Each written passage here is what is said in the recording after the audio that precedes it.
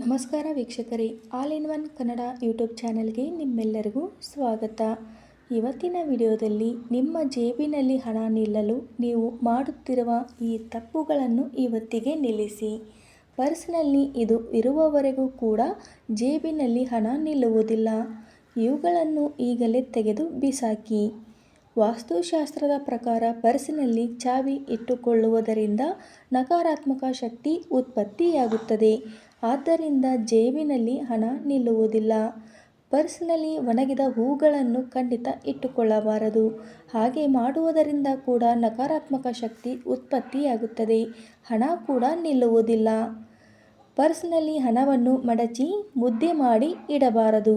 ವಾಸ್ತುಶಾಸ್ತ್ರದ ಪ್ರಕಾರ ಈ ರೀತಿ ಮಾಡುವುದು ಸರಿಯಲ್ಲ. ಇದರಿಂದ ಕೂಡ ಹಣ ನಿಲ್ಲುವುದಿಲ್ಲ.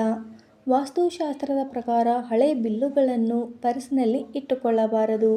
ಇದರಿಂದನೂ ಕೂಡ ಹಣ ನಿಲ್ಲುವುದಿಲ್ಲ. ಪರ್ಸ್ನಲ್ಲಿ ಯಾವಾಗಲೂ ಹಣವನ್ನು ಸರಿಯಾಗಿ ಇಟ್ಟುಕೊಳ್ಳಬೇಕು. ಜೊತೆಗೆ ಮಲಗುವ ಜಾಗದಲ್ಲಿ ಪರ್ಸನ್ನು ತಲೆಯ ಮೇಲೆ ಅಥವಾ ಪಕ್ಕದಲ್ಲಿ ಇಟ್ಟುಕೊಳ್ಳಬಾರದು. ಇದರಿಂದ ಕೂಡ ಹಣ ನಿಲ್ಲುವುದಿಲ್ಲ. ಪರ್ಸನ್ನು ಯಾವಾಗಲೂ ಶುದ್ಧವಾಗಿ ಮುಟ್ಟಬೇಕು, ಅಶುದ್ಧವಾಗಿ ಮುಟ್ಟಬಾರದು. ಏಕೆಂದರೆ ದುಡ್ಡನ್ನು ದೇವರಿಗೆ ಸಮಾನ, ಅಂದರೆ ಮಹಾಲಕ್ಷ್ಮೀ ದೇವಿ ಎಂದು ಹೇಳಲಾಗಿದೆ. ಅದಕ್ಕೋಗಿ ಮತ್ತು ಮುಖ್ಯವಾಗಿ ಪರ್ಸ್ನಲ್ಲಿ ಸ್ವಲ್ಪವಾದರೂ ಹಣವನ್ನು ಇಡಬೇಕು. ಖಾಲಿ ಪರ್ಸನ್ನು ಯಾವತ್ತಿಗೂ ಇಡಬಾರದು. ಇದರ ಜೊತೆ 2 ಏಲಕ್ಕಿಯನ್ನು ಇಡುವುದರಿಂದ ಹಣ ಉಳಿತಾಯವಾಗುತ್ತದೆ ಹಾಗೂ ಹಣ ಕೂಡ ಖರ್ಚಾಗುವುದಿಲ್ಲ. ವೀಕ್ಷಕರೇ, ಈ ಮಾಹಿತಿ ನಿಮಗೆ ಇಷ್ಟವಾಗಿದ್ದಲ್ಲಿ ವಿಡಿಯೋಕ್ಕೊಂದು ಲೈಕ್ ಮಾಡಿ ಹಾಗೂ ಈ ಥರ ವಿಡಿಯೋಸ್ಗಳಿಗಾಗಿ ನನ್ನ ಚಾನಲನ್ನು ಫಾಲೋ ಮಾಡಿ.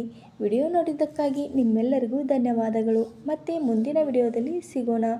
Thank you for watching.